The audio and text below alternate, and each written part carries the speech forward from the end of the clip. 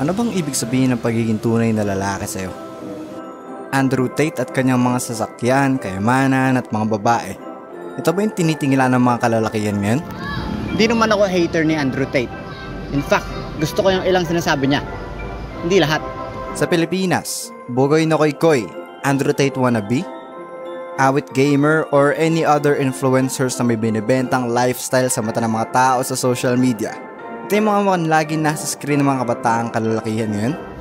Ano bang masama sa pag-flex ng lifestyle? Well, ikaw na sumagot niyan.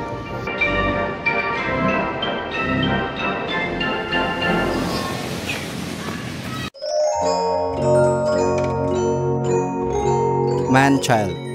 Nabubuhay tayo sa mundong puno ng mga man-child. Mundo na tinitingala ng mga kabataan ng grown-ass men na kinokontent ang mga pinakapambatang gawain.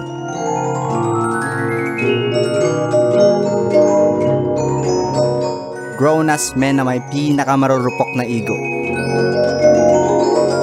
Ito ang totoo ha, hindi responsibility ng lalaki na maging loyal sa inyo. Responsibility nyo yun. Pero hindi namin yun. Ang responsibility talaga namin is mag-provide sa inyo, protektahan kayo, gabayan kayo. Pero loyalty, wala yun sa listahan na yun. Kayo ang kailangan magbigay sa amin ng loyalty. Paano na seryoso ng mga lalaki yung ganitong klaseng mindset? Ano bang basehan ng pagkalalaki mo? Bakit mo kailangan patunayan sa sarili mo na lalaki ka? Kung alam mo naman sa sarili mo na lalaki ka.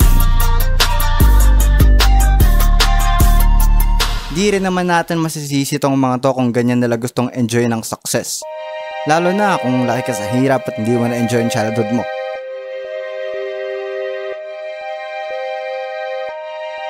Young man, nandito ka ba sa mundo para lang magsaya? O nandito ka para hanapin ang purpose mo? Gusto mo bang dumagdag sa problema o maging isa sa solusyon? O kahit wag nang dumagdag sa problema. Ano bang problema?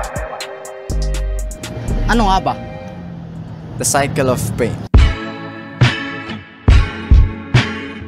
No, hindi mga lalaki ang problema.